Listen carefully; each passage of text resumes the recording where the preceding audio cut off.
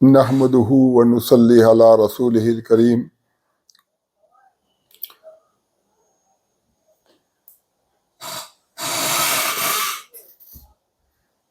اب تو گھبرا کے یہ کہتے ہیں کہ مر جائیں گے، مر کے پیچھے نہ پایا تو کدھر جائیں گے۔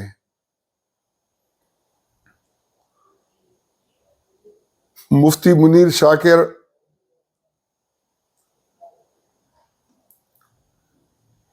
مختلف ماحولوں سے گزر کر اب اس حد پر پہنچے ہیں کہ اللہ کی کتاب کو پکڑو، اس سے رہنمائی حاصل کرو، کوئی بھی ترجمہ ہو مسئلہ نہیں، اگر غلطی ہوگی تو کہیں نہ کہیں آپ ایک صحیح جگہ پر پہنچ جاؤ گے۔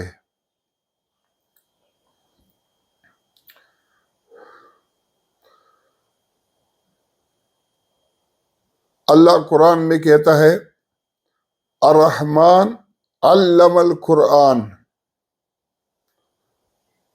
رحمان اللہ جس نے قرآن کو سکھایا۔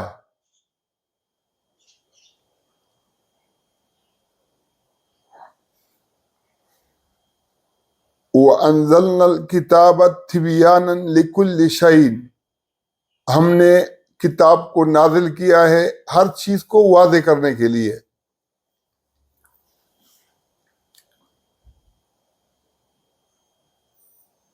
اور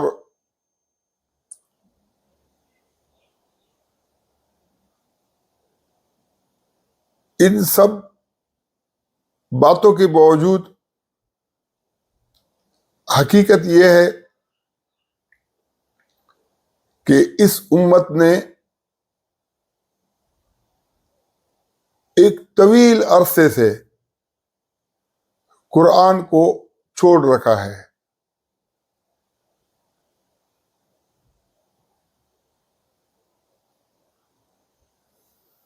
اللہ کے رسول کے بارے میں اللہ فرماتا ہے وَقَالَ الرَّسُولُ يَا رَبِّ إِنَّ قَوْمِي اتَّخَذُوا هَذَا الْقُرْآنَ مَهْجُورًا، رسول شکایت کریں گے کہ اے میرے رب، میری قوم نے اس قرآن کو چھوڑ رکھا ہے۔ اب یہ چھوڑنے والے کون ہیں؟ یہ وہی ہیں جس کو رسول اللہ صلی اللہ علیہ وسلم اپنی قوم قرار دے رہے ہیں، ملت اسلامیہ، جس میں سنی، شیعہ، حنفی، شافعی، مالکی اور حنفی، اہل حدیث، بریلوی، دیوبندی، جتنے مسالک اور فرقے اور جماعتیں ہیں اور گروہ ہیں اور ممالک ہیں، سب کے سب یہ دعویٰ کرتے ہیں کہ ہم ملت اسلامیہ کا حصہ ہیں اور ہم وہ قوم ہیں جو رسول اللہ صلی اللہ علیہ وسلم کی قوم ہے، جو رسول اللہ صلی اللہ علیہ وسلم کی ملت ہے۔ لیکن رسول اللہ صلی اللہ علیہ وسلم کے بارے میں اللہ فرماتا ہے کہ ان کی شکایت ہوگی کہ میری قوم نے اس قرآن کو چھوڑ رکھا ہے۔ اب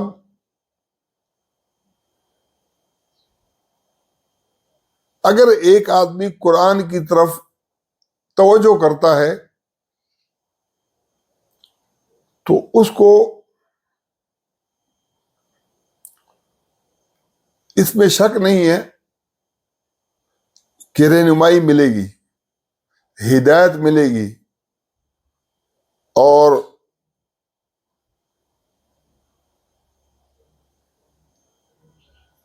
قرآن اس کے لیے دنیا اور آخرت دونوں کے لیے بہت بڑا اثاثہ ہے۔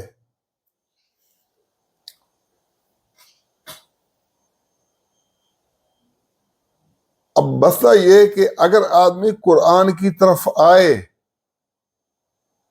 اور وہاں پر بھی اس کو رہنمائی نہ ملے، وہاں بھی اس کو ہدایت نہ ملے، یہدی بہ کثیرا ویضل بہ کثیرا، قرآن کے ذریعے سے بہت لوگوں کو ہدایت بھی ملتی ہے اور بہت لوگ گمراہ بھی ہوتے ہیں۔ تو گمراہ کیسے ہوتے ہیں اور ہدایت کیسے پاتے ہیں؟ اس کے لیے جب ہم قرآن کی طرف رجوع کرتے ہیں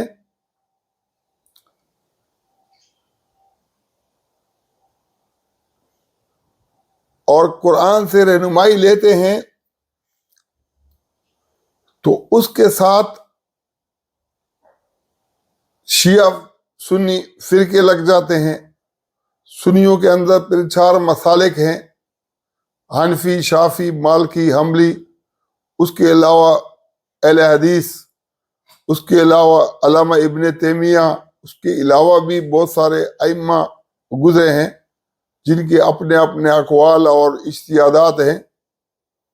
تو قرآن کو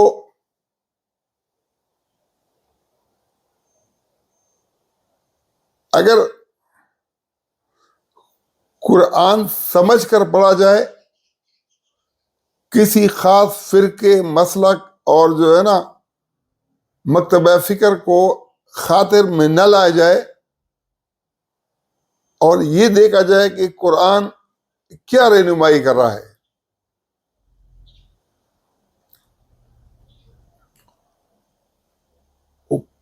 اطیعوا اللہ و اطیعوا رسول و اولی الامر منکم،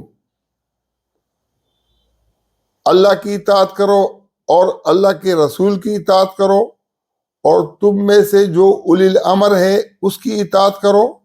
فَإِن تَنَازَعْتُمْ فِي شَيْءٍ فَرُدُّوهُ إِلَى اللَّهِ وَإِلَى الرَّسُولِ، اگر تمہارا اولی الامر کے ساتھ کسی معاملے میں تنازع ہو جائے تو اس بات کو اللہ اور اللہ کے رسول کی طرف لوٹا دو۔ وَمَنْ أَطَاعَ الرَّسُولَ فَقَدْ أَطَاعَ اللَّهَ، جس نے رسول کی اطاعت کی تو اس نے اللہ کی اطاعت کی۔ اب اللہ کے رسول کی اطاعت کو اللہ کی اطاعت کیوں قرار دیا ہے؟ اللہ فرماتا ہے کہ اقیموا الصلاۃ، نماز قائم کرو۔ اب نماز کا قائم کرنا یہ ہم نے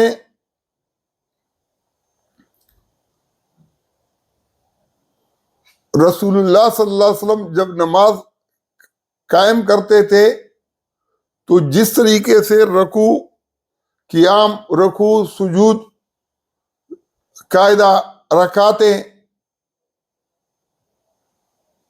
تو اس نماز کی جو عملی شکل ہے اس حکم کی،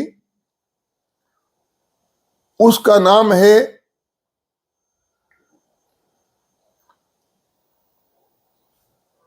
اطیعوا الرسول۔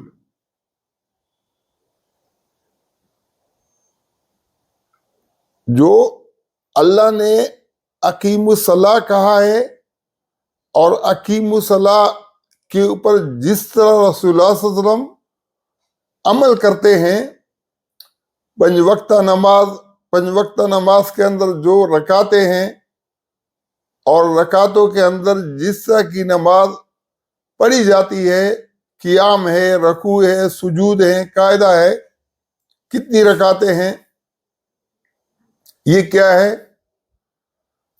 یہ اطیعوا الرسول ہے۔ کیونکہ اگر اطیعوا الرسول نہ ہو تو اطیعوا اللہ ممکن نہیں ہے کہ ہو۔ اللہ کہتے کہ نماز پڑھو، اگر رسول کو بیچ میں سے غائب کر دیں گے تو نتیجہ کیا نکلے گا؟ کہ ہم نماز نہیں پڑھ سکتے. نماز ہم اس وقت پڑھ سکتے ہیں جب ہم نماز رسول اللہ صلی اللہ علیہ وسلم کی نماز کو صلو کما رأیتمونی، ایسی نماز پڑھو جیسے مجھے دیکھتے ہو. تو یہ جو اللہ اور اللہ کے رسول کے درمیان اس کا کوئی تفریق نہیں ہے. جو اللہ کی اطاعت ہے حکم کی صورت کے اندر، اس حکم کی جو عملی شکل ہے اصل میں وہی اطیع رسول اور وہی سنت ہے.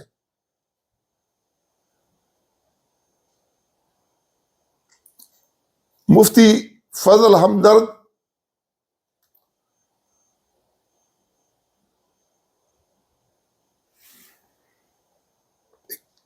نے ابھی شاید نیا بیان ریکارڈ کیا ہے یا ابھی میں نے اس کو دیکھا ہے، تو وہ یہ کہہ رہا ہے کہ جب حضرت عمر نے رسول اللہ صلی اللہ علیہ وسلم نے جب کہا، فرمایا کہ میرے پاس قلم اور کاغذ لے کر آؤ تاکہ میں وصیت لکھ کے دوں، تو حضرت عمر نے کہا کہ حسبنا اللہ، حسبنا کتاب اللہ، ہمارے لیے اللہ کی کتاب کافی ہے. تو اس کے اوپر دو فریق بن گئے. تو جو فریق منع کر رہا تھا کہ رسول اللہ عمر کی بات ٹھیک ہے، اور دوسرا فریق کہہ رہا تھا کہ رسول اللہ صلی اللہ علیہ وسلم کو لکھنے دیں. تو جو یہ کہہ رہا تھا کہ رسول اللہ صلی اللہ علیہ وسلم کو وصیت لکھنے دے، تو انہوں نے غصے میں یہ بات کی کہ کیا رسول اللہ صلی اللہ علیہ وسلم کوئی جو سختی کے اندر آدمی ہذیان بولتا ہے، حجر جو ہے نا، ہجر اس کو بولتے ہیں جو اول فول بات کرتا ہے، تو اس کو ان کو اعتراضاً کہا.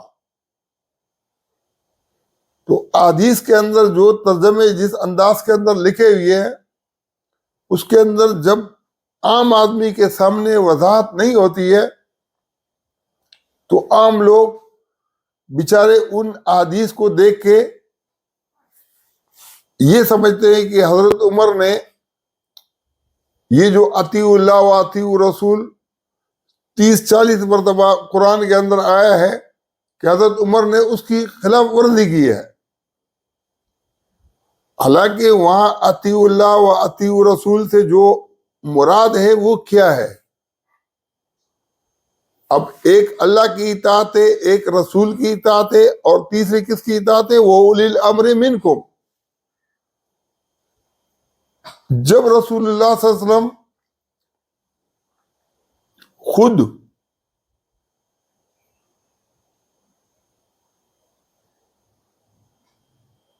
دنیا میں تشریف فرماتے،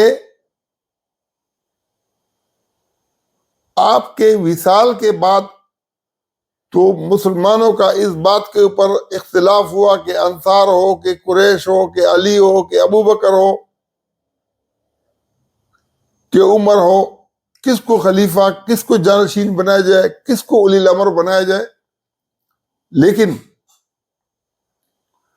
جب رسول اللہ صلی اللہ علیہ وسلم دنیا میں موجود تھے تو اس وقت اولی الامر رسول اللہ صلی اللہ علیہ وسلم خود تھے. تو رسول اللہ صلی اللہ علیہ وسلم کی جو ذات ہے وہ ایک رسول کی حیثیت سے ہے. جب اللہ کہتا ہے کہ اطیع اللہ و اطیع رسول،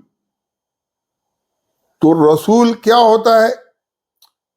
رسول صرف پیغام پہنچانے والا نہیں ہے، بلکہ اس پیغام کو عملی جامہ پہنانے والا بھی ہوتا ہے.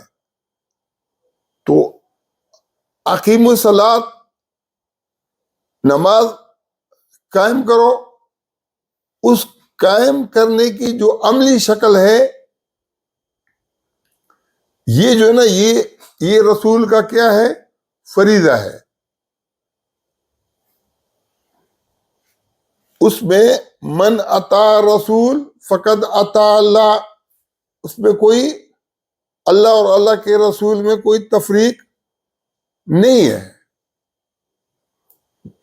جو اللہ کے رسول کی اطاعت کرتا ہے وہ اللہ کی اطاعت کرتا ہے. رسالت وہ ہے جو اللہ نے احکام دیے ہیں، اور اولی الامر کی حیثیت سے جو رسول اللہ صلی اللہ علیہ وسلم کی بات ہے وہ کیا ہے؟ وہ الگ ہے. جیسے آپ حیات تھے تو آپ اولی الامر تھے،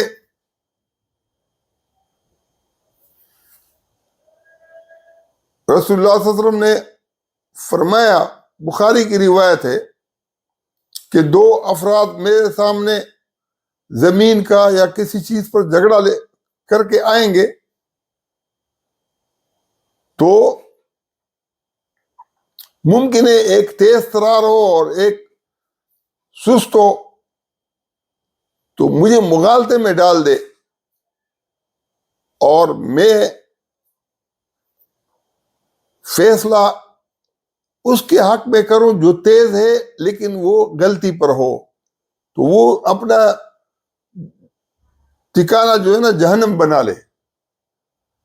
اب رسول اللہ صلی اللہ علیہ وسلم وہاں پر اولی الامر کی حیثیت سے اپنی اطاعت کو جہنم کا ذریعہ کیوں قرار دے رہے ہیں؟ کیونکہ وہاں گنجائش ہے کس کی؟ اختلاف کی. رسول اللہ صلی اللہ علیہ وسلم نے ایک فیصلہ کیا کسی کے حق میں، اور اس کو معلوم ہے کہ میں نے جو ہے نا غلط اطلاعات، غلط معلومات دے کے، غلط گواہیاں دے کے، غلط طریقے سے یہ فیصلہ کیا ہے.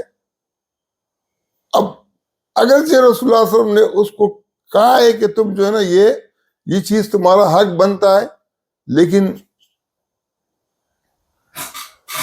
اگر اس کو اندر سے معلوم ہے کہ میں نے مغالطہ دیا ہے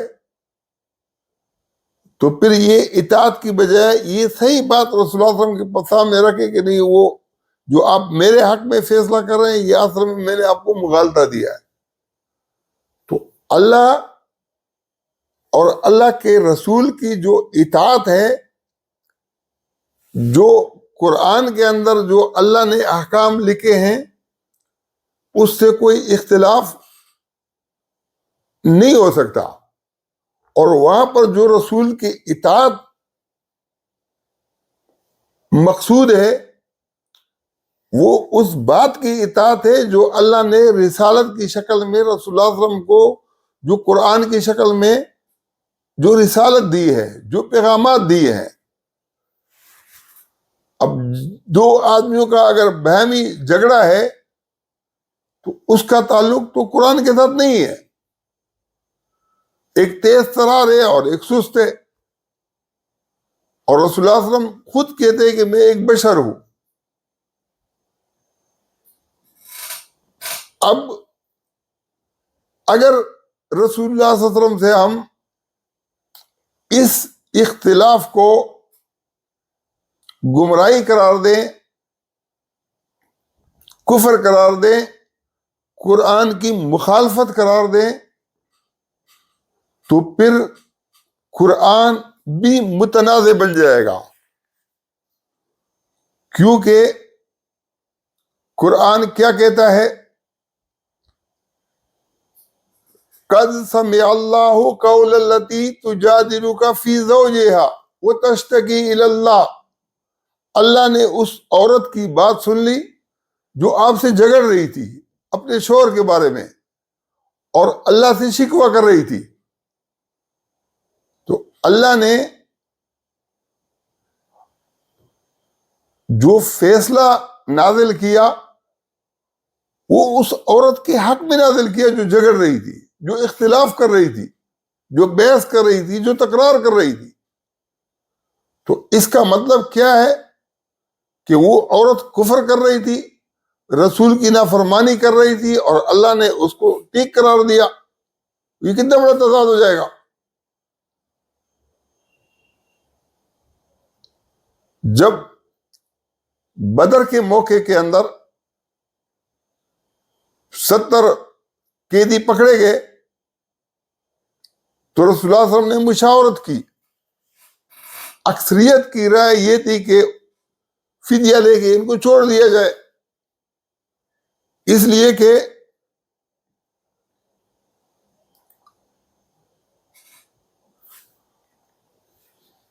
ہماری قوم کے لوگ ہیں، ہمارے نسل کے لوگ ہیں، رشتہ دار ہیں، عزیز ہیں، پہلے ہم بھی گمراہ تھے، آنے والے کل کو یہ بھی ہدایت پا سکتے ہیں. پھر ان میں رسول اللہ صلی اللہ علیہ وسلم کا چچا حضرت عباس بھی تھے، اور پھر ان میں رسول اللہ صلی اللہ علیہ وسلم کے ایک داماد بھی تھے.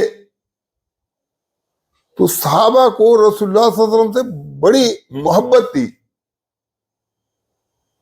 انہوں نے یہ دیکھ کر کہ حضرت عمر نے مشورہ دیا ہے کہ جو جس کا قریبی رشتہ دار ہے وہ اس کو اپنے ہاتھ سے قتل کرے.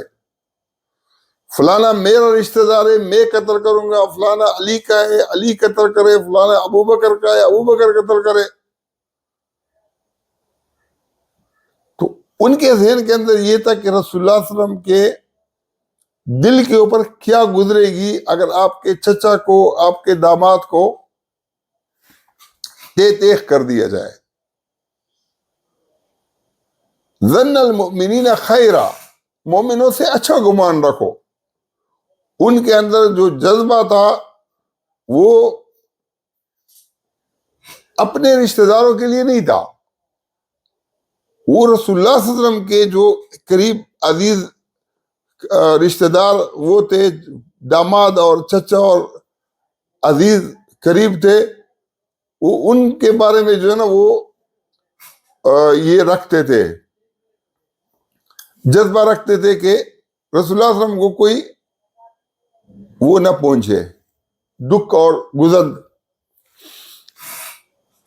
تو مشورہ دیا کہ جو جس کا قریبی رشتہ دار ہے وہ اس کو قتل کرے. اللہ نے قرآن کے اندر جو اس پر آیات نازل کی وہ کیا ہے؟ ما کان لنبی ان یکون لہ الاسری حتی یسخن فی الارض تریدون عرض الدنیا واللہ یرید الآخرہ. نبی کے لیے مناسب نہیں ہے کہ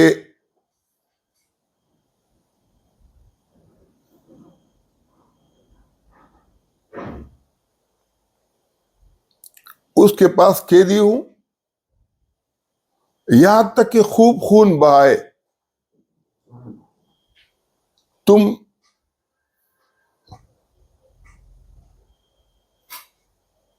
دنیا چاہتے ہو اور اللہ جو ہے نا آخرت چاہتا ہے. تم دنیا چاہتے ہو اور اللہ آخرت چاہتا ہے. اب یہ جو اللہ نے اس چیز کا جو ہے نا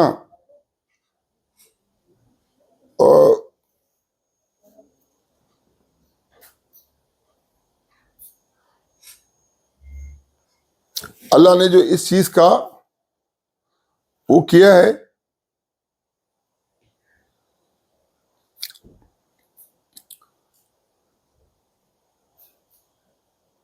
اس کے لیے بنیاد کیا ہے؟ اس کے لیے بنیاد رسول کی موافقت نہیں کی ہے. یہاں بلکہ جو صحابہ کی اکثریت تھی ان کی موافقت میں بھی وہی نازل نہیں ہوئی ہے۔ احادیث کے اندر آتا ہے کہ قرآن کے اندر جو اس کی بات کی آیات کے اندر عذاب کا ذکر آیا ہے کہ اگر پہلے سے اللہ تعالیٰ لکھ نہ چکا ہوتا تو تمہیں دردناک عذاب تمہارے اوپر آ جاتا۔ تو حضرت عمر اور حضرت سعد جنہوں نے یہ مشورہ دیا تھا کہ ان کو قتل کرو، ان کے علاوہ سب کو اپنی لپیٹ میں لے لیتا۔ اب اطیعوا اللہ و اطیعوا رسول کا وہ معنی اگر لیا جائے جو مفتی فضل ہمدرد اپنے سامعین کے سامنے رکھنا چاہتا ہے، تو یہ جو قرآن کی آیات ہیں اس کے اوپر بھی بہت بڑی ضرب آئے گی۔ اس میں بھی پھر کیا ماننا پڑے گا کہ یہ تو قرآن کے اندر گڑبڑ ہوئی ہے۔ پھر تو اس لیے حضرت عمر فاروق رضی اللہ عنہ نے جو رسول اللہ صلی اللہ علیہ وسلم سے کہا کہ ہمارے لیے وصیت کی ضرورت نہیں ہے، اللہ کی کتاب کافی ہے، بہت دھڑلے سے آدمی نہیں کہہ سکتا ہے کہ حضرت عمر نے بڑا ٹھیک کیا۔ نہیں، حضرت عمر کو حق تھا اختلاف کرنے کا، اور اگر وہ بات مان لیتے تو بھی ٹھیک تھا، اور اگر نہیں مانی تو بھی اس کی گنجائش تھی۔ اور یہ گنجائش اللہ نے رکھی ہے کہ اولی الامر کے ساتھ اختلاف کر سکتے ہو۔ اب اولی الامر کا جو اختلاف کی جو بنیاد ہے اس کا اگر رسول اللہ صلی اللہ علیہ وسلم اپنی زندگی میں اس کی ٹریننگ نہ کراتے تو قیامت تک جو مسلمانوں نے اولی الامر مقرر کرنے تھے یا مختلف جگہ کے اولی الامر کے اندر جہاں زندگی گزارنی تھی، وہ جو ہے نا اس کے اوپر جو ہے نا وہ عمل ہو ہی نہیں سکتا تھا۔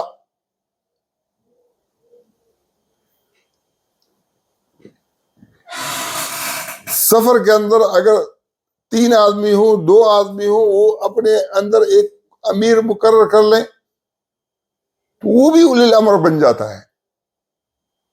ایک سیاسی جماعت اپنے اندر کسی کو امیر بنا لیتے ہیں، وہ ان کا اولی الامر بن جاتا ہے۔ ایک ملک کے اندر، ایران کے اندر جب جمہوری بنیادوں پر جو ان کی جمہوریت ہے اس طرح سے کوئی آدمی حکمران بنتا ہے تو ان کا اولی الامر بن جاتا ہے۔ وہ اولی الامر منکم، اولی الامر تم میں سے ہونا چاہیے۔ پاکستان کے اندر جو اولی الامر بنتا ہے تو وہ اولی الامر بن جاتا ہے۔ امریکہ کے اندر بنتا ہے، دنیا کے کونے کے اندر جتنے بھی ممالک ہیں اور جو اولی الامر بنے ہوئے ہیں تو یہ لوگوں نے خود بنائے ہیں۔ اور خود بنانا اولی الامر کا اپنے میں سے، یہ اگر شریعت کی خلاف ورزی ہے، اگر یہ غلط بات ہے تو پھر جو اہل تشیع اس کو غلط سمجھتے ہیں، میں یہ سمجھتا ہوں کہ پھر تو ایران کے اندر بھی اولی الامر بنانے کی گنجائش ان کے لیے نہیں رہے گی، عراق کے اندر بھی نہیں رہے گی، شام کے اندر بھی نہیں رہے گی، لبنان کے اندر بھی نہیں رہے گی۔ اور یہ جب سے 1100-1200 سال ہو گئے ہیں کہ مہدی غائب ہیں، اس کے بعد جتنے بھی ان کے اولی الامر کے طریقہ کار ہیں، اور وہ جو حضرت ابو بکر کے اوپر اس وقت کے جو اکثریت تھی وہ متفق ہو گئی. پھر ابو بکر نے جب عمر کو نامزد کیا اور عمر کے اوپر لوگ متفق ہو گئے تو وہی علی تھے جب حضرت عمر کو جنگ سے روک رہے تھے کہ آپ خود مت جائیں، اس لیے کہ اگر آپ وہاں جو ہے نا جو لشکر ناکام ہوگا تو آپ ایک اور کمک جو ہے نا اس کو پیچھے سے بیچتے رہو گے. اگر آپ وہاں جو ہے نا شہید ہو گئے تو آپ کے پیچھے کوئی بیچنے والا آدمی نہیں ہوگا. تو بہرحال یہ بھی علی کا مشورہ تھا، حالانکہ رسول اللہ صلی اللہ علیہ وسلم بھی بنفس نفیس اکثر جنگوں کی خود قیادت کرتے تھے، لیکن بعض اوقات سریے بھی بیچتے تھے. دوسروں کی قیادت کے اندر جو ہے نا آپ نے جو ہے نا لوگوں آپ کے ٹائم کے اندر جنگیں ہوئی ہیں جس میں دوسرے لوگوں نے ان کی قیادت کی ہے. حضرت زید کو بھی قائد بنایا ہے، اسامہ بن زید کو بھی آخر میں بنایا تھا. تو بہرحال یہ جو شیعہ سنی مناقشے کو اس رنگ کے اندر پیش کرنا جس سے فرقہ واریت کم ہونے کی بجائے مزید شدت اختیار کرے، اور جس میں یہ سمجھتا ہوں کہ اگر آدمی دل سے یہ سمجھتا ہوں کہ حضرت عمر نے اتنی بڑی خلاف ورزی کی ہے تو پھر شیعہ بننے میں کیا حرج ہے؟ پھر یہ کہنے کا تکلف آدمی کیوں کرے کہ میں سنی ہوں؟ جب آدمی کا دل یہ مانتا ہو کہ رسول اللہ صلی اللہ علیہ وسلم کی اتنی بڑی مخالفت حضرت عمر نے کی ہے. جب بہت سارے لوگ وہ ہیں جو یہ سمجھتے ہیں کہ یہ حدیث شیعوں نے گڑھی ہے تاکہ حضرت عمر فاروق کو ٹارگٹ بنایا جا سکے. میں نہیں سمجھتا ہوں کہ، میں یہ کہتا ہوں کہ جس طریقے سے ایک خاتون نے اختلاف کیا، جس طریقے سے حضرت عمر اور سعد نے بدر کے قیدیوں پر اپنی رائے پیش کی اور رسول اللہ صلی اللہ علیہ وسلم کے فیصلے کے خلاف تھی وہ، اور اللہ نے اس کی تائید کی، اس طریقے سے اور معاملات کے اندر بھی جب جنگ احد کا معاملہ تھا، غزوہ احد کا، تو رسول اللہ صلی اللہ علیہ وسلم کا اپنا وہ یہ تھا کہ شہر کے اندر قلعہ بند ہو کے لڑیں، لیکن صحابہ کی اکثریت کی جو رائے تھی جوانوں کی، وہ بھی اکثر انصار تھے، بولتے کہ ہم شہر سے باہر لڑیں گے. تو رسول اللہ صلی اللہ علیہ وسلم نے اپنی رائے بدل دی اور ان کے موافق باہر گئے. اس کے اوپر اگر ایک مخصوص جگہ پر جہاں پر رسول اللہ صلی اللہ علیہ وسلم نے چند افراد کو مقرر کیا تھا اور وہ اس جگہ کو نہ چھوڑتے تو جنگ تو وہ جیت چکے تھے. باہر جانے کی وجہ سے جنگ نہیں آ رہے، لیکن جب جنگ کو ہارا اور حضرت حمزہ رضی اللہ عنہ کے ساتھ بڑی بے دردی کے ساتھ، چونکہ جو ابو سفیان کی بیوی تھی، اس کے والد، اس کے چچا، اس کے بھائی، یہ علی اور حضرت حمزہ کے ہاتھوں یہ لوگ بدر کے اندر مارے گئے تھے. ان کے ہاتھوں ان کا گمنڈ ٹوٹ گیا تھا. ان کے سامنے جب انصار نکلے تو انہوں نے کہا کہ انصار ہمارے ٹکر کے نہیں ہے، ہمارے سامنے قریش لے کے آؤ. جب نبی علیہ السلام نے اپنے چچا اور 2 چچا اور ایک علی کو مقابلے میں نکالا اور ان کو مار دیا تو ان کا تو اسی سے حوصلہ جو ہے نا پست ہو گیا. جب 3 کے مقابلے میں تینوں مارے گئے، اور پھر انہوں نے انتقام کے لیے جب انتقام لیا، دل کی بڑاس نکالی، کلیجہ چبایا، جو بھی کیا، تو رسول اللہ صلی اللہ علیہ وسلم نے فرمایا کہ خدا کی قسم میں ان کی 70 کے ساتھ، ایسے 70 افراد کے ساتھ یہ سلوک کروں گا۔ اور صحابہ کے دل و دماغ کے اندر رسول اللہ صلی اللہ علیہ وسلم کے اس میں یہ آئی کہ اوہو، وہاں جو ہم نے معاف کیا تھا اور اللہ نے کہا کہ نبی کے لیے مناسب نہیں تھا، اور ہم نے فدیہ لے کے چھوڑ دیا ان کو، تو یہ ہم نے وہاں بہت غلطی کی تھی۔ اب اللہ نے یہاں پر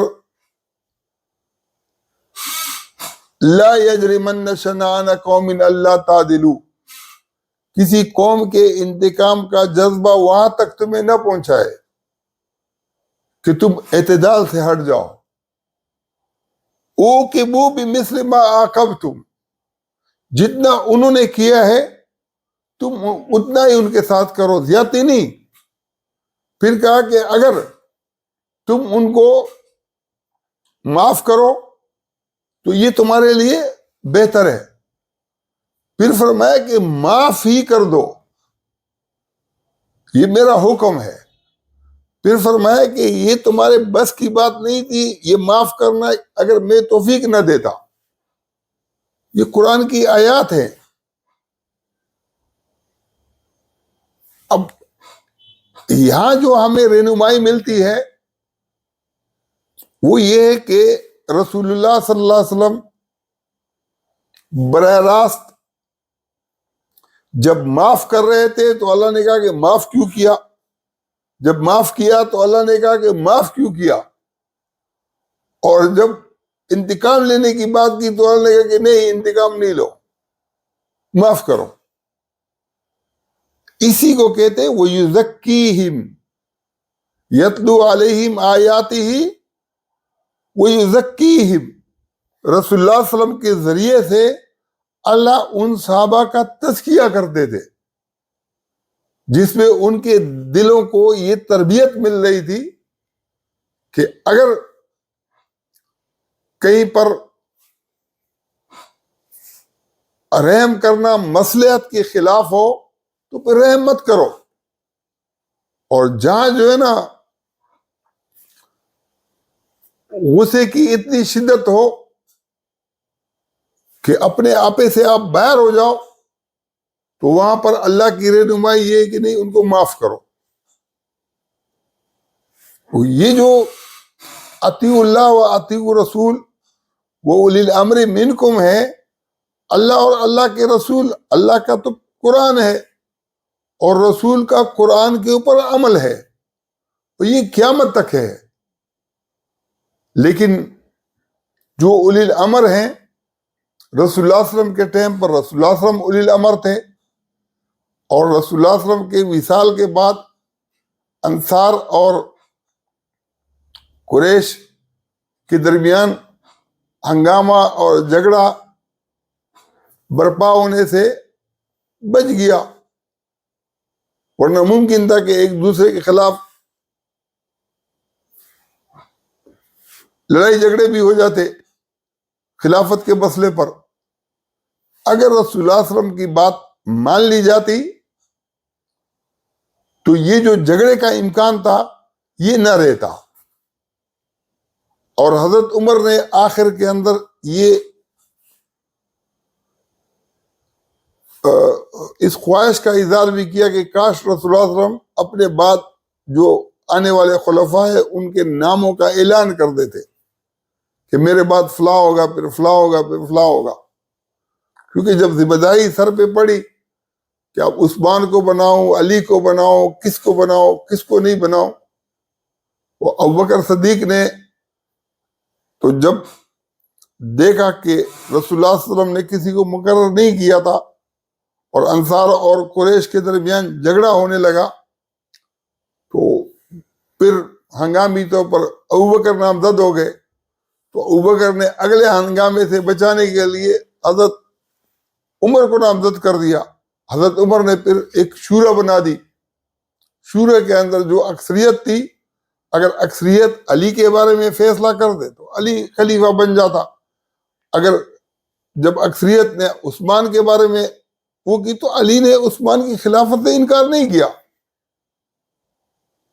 اب مسئلہ یہ ہے کہ اللہ کہتا ہے کہ تم میں سے بہترین وہ ہے جو زیادہ تقوی دار ہے، پھر اللہ کہتا ہے کہ میں جانتا ہوں کہ تقوی دار کون ہے، تو تقوی کا جو معیار ہے اس کے لیے تو کوئی ناپ تول کی تو چیز ہے نہیں۔ وہ آج بھی جو پوری دنیا کے اندر جو اسلامی ممالک ہیں، شیعہ ہوں سنی ہوں جو بھی ہوں، وہاں پر جس کو جو ہے نا مقرر کیا جاتا ہے وہ اولی الامر بن جاتا ہے۔ اگر نامزدگی کی بات ہوتی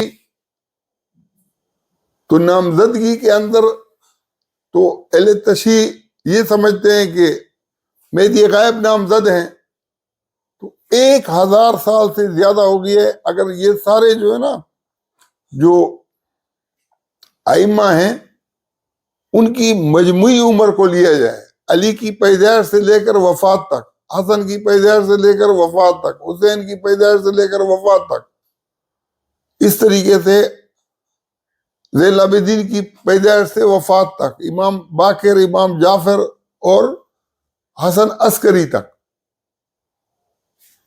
وہ جو کل عمر ان کی بنتی ہے نا اس سے دگنا جو ہے نا مہدی غائب کی عمر آج زیادہ ہے۔ تو حالانکہ یہ جو کل عمر ہے وہ تو علی کی وفات کے بعد ان کے نزدیک حسن بنے، تو وہ جو حسن کا دور ہے وہ حسین کی ان کی وفات تک ہے، یعنی چند سال ہیں، 6 مہینے ہیں، پھر ان کے وصال کی وہ امیر معاویہ کو چلو سپرد کیا، اس کو بھی چھوڑا، جو زندہ رہے وہ کتنے سال ہیں، پھر حسین کتنے سال رہے، پھر زین العابدین کتنے، وہ جتنے سالوں کو وہ تو بہت کم رہ جائیں گے جو ان کی ولایت کے جو جس کو جو ہے نا یہ حکمرانی کے سال سمجھتے ہیں۔ لیکن میں یہ سمجھتا ہوں کہ یہ جو فرقہ واریت کا جو ناصور ہے اس کو مسلط نہ کیا جائے، شیعہ اپنی جگہ پر رہیں، اگر وہ کسی کو اچھا اور برا سمجھتے ہیں یہ ان کا عقیدہ ہے، ان کا ایمان ہے، ان کی بات ہے، اور یہ شروع سے یہ چیز چلی آ رہی ہے۔ انصار کے اندر حضرت سعد بن عبادہ تھے، اس سے آخری وقت تک ابوبکر عمر کی خلافت کو نہیں مانا، اس کی وجہ سے وہ اہل سنت سے خارج نہیں ہے، وہ تو سابقون الاولون من المہاجرین والانصار، انصار کے بھی وہ سردار تھے، تو اس کو وہ والا وہ دینا شیعہ سنی تفریق کے اندر کہ اگر علی کو کوئی افضل سمجھتا ہے اور یہ سمجھتا ہے کہ ابوبکر سے زیادہ مستحق تھے تو وہ اسلام سے خارج ہو جائے گا، یہ بات بھی میں سمجھتا ہوں کہ غلط ہے۔ اور اگر علی کو مستحق تھے اور پھر ابوبکر اور عمر اور عثمان بن گیا اور علی نے خود ان کو مان لیا، تو بھی میں یہ سمجھتا ہوں کہ علی کے اوپر تو بٹن نہیں ہے، علی کو بنایا جاتا تو علی کو بنا دیا جاتا، جب لوگوں نے نہیں مانا تو علی نے ان کی بات مان لی۔ پھر حسن کو جب مقرر کیا تو حسن کو جب نظر آیا کہ خیر اسی میں ہے تو حضرت امیر معاویہ کے سپرد کر دیا۔ ان اختلافات کو وہ انداز دینا کہ جس سے ایک دوسرے کو قرآن سے اور ایمان سے اور حقائق سے نکال کر جو ہے نا کفر کے درجے تک پہنچائے، تو میں یہ سمجھتا ہوں کہ یہ بات یہ ٹھیک نہیں ہے۔ وآخر دعوانا الحمدللہ رب العالمین۔